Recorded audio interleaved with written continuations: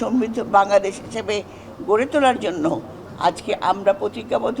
আমরা আশা করি সেই লক্ষ্যে কাজ করতে পারব। দীর্ঘ 17 বছর পরে আমরা একটা পরিপূর্ণ সংসদ পেয়েছি, যে সংসদে আমরা থাকতে পেরে এবং আসতে পেরে নিজেদেরকে ধন্য মনে করছি। কারণ এই সংসদ আমাদের জন্য অত্যন্ত গুরুত্বপূর্ণ।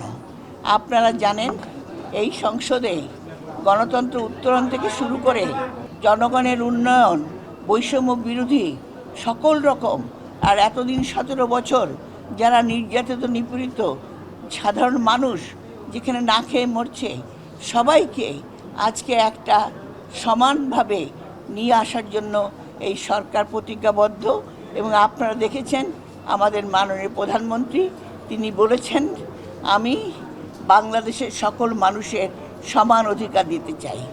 তাই আমরা যারা আজকে আমরা উত্তীর্ণ হয়েছি, যারা সংরক্ষিত আসনে এসেছে, তারা সবাই আজকে আমাদের মাননীয় প্রধানমন্ত্রীকে ধন্যবাদ জানাচ্ছে, কৃতজ্ঞতা জ্ঞাপন করছে। কারণ এই সংসদে যেন আমরা এখানে যারা এসেছে তারা সকলেই অভিজ্ঞ এবং তারা সকলেই দীর্ঘ সংগ্রামের আন্দোলনে তারা সংগ্রাম করেছে, তাই তারা আজকে এখানে আসতে পেরেছে।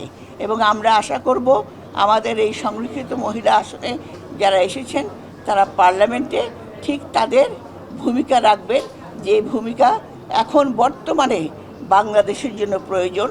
জনগণের উত্তরণ থেকে শুরু করে উন্নয়ন থেকে শুরু করে বাংলাদেশের সমৃদ্ধ বাংলাদেশ হিসেবে গড়ে তোলার জন্য আজকে আমরা প্রতিজ্ঞাবদ্ধ।